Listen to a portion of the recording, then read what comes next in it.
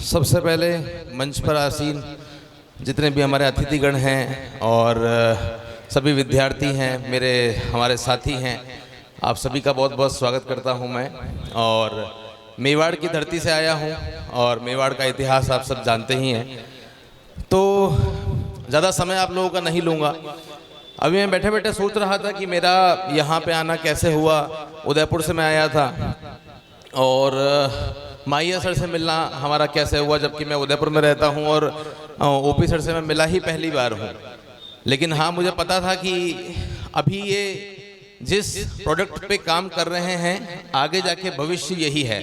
हो सकता है आप में से कई सारे विद्यार्थी ऐसे हैं जो CUET की शायद इम्पोर्टेंस नहीं समझ पा रहे हों, लेकिन CUET जो है वो आगे जाके भविष्य होने वाला है। अभी बहुत सारे विद्यार्थियों को इसके बारे में पता ही नहीं है। बहुत कम संस्थाएं हैं जो सीरियस लेवल पे इस एग्ज़ाम की तैयारी जो है वो करवा रही है। लेकिन जैसे ही एक दूसरे पक्षकार थे, एक सर थे, उनके थ्रू सर से मिलना हुआ और हम लोग उदयपुर में रहते हैं और उदयपुर में कॉमर्स का हमारा जो है वो पूरा फील्ड है।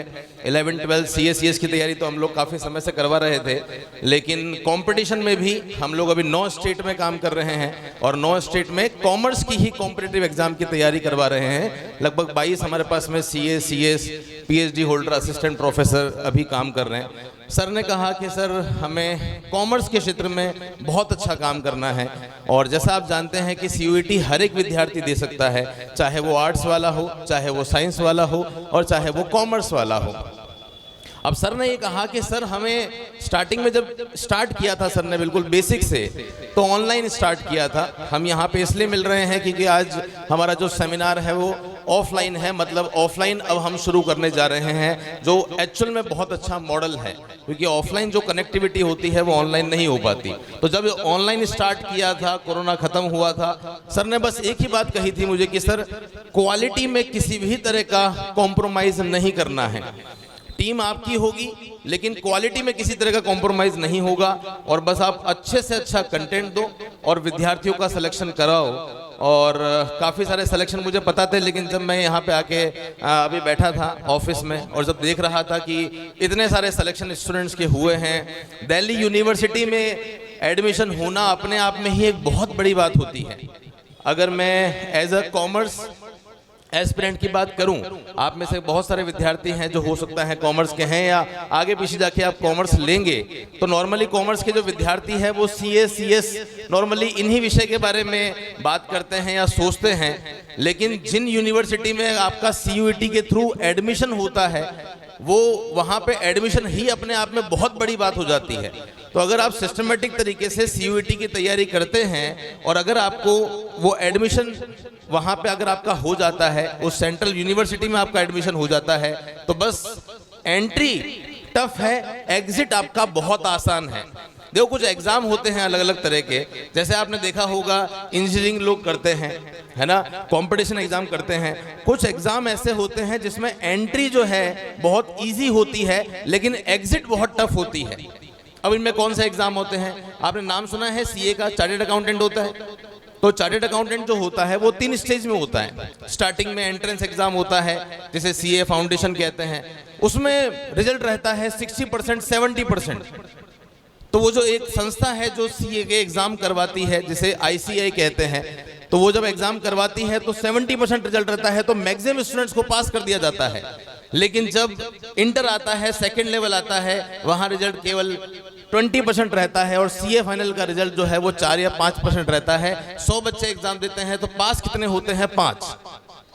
ये वो एग्जाम है जहां पे एंट्री आपकी बहुत इजी है लेकिन एग्जिट बहुत टफ है।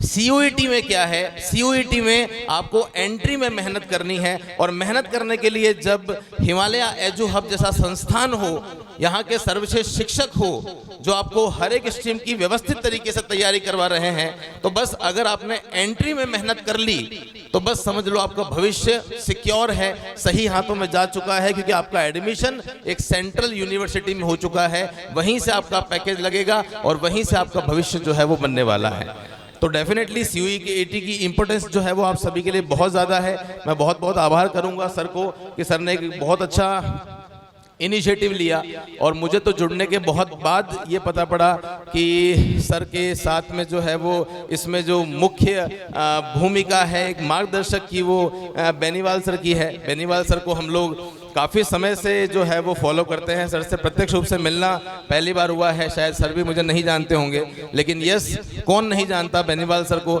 एक आदर्श हैं। और जब मुझे ये पता पड़ा कि इस संस्था की जो कमान है वो बेनीवाल सर के हाथ में है, तो मुझे लग गया कि इस संस्था से सर्वश्रेष्ठ कुछ भी नहीं हो सकता। क्योंकि पैसा कमाना एक अलग बात होती है, लेकिन जब मार्गदर्शक बहुत अच्छा होता है तो बच्चे का सिलेक्शन जो है ना वो पक्का होता है और उसका भविष्य एक सुरक्षित हाथों में होता है। तो बस मैं समझ गया था कि मैं बहुत सही संस्था से जुड़ा हूं और डेफिनेटली ये संस्था बहुत अच्छा काम करे।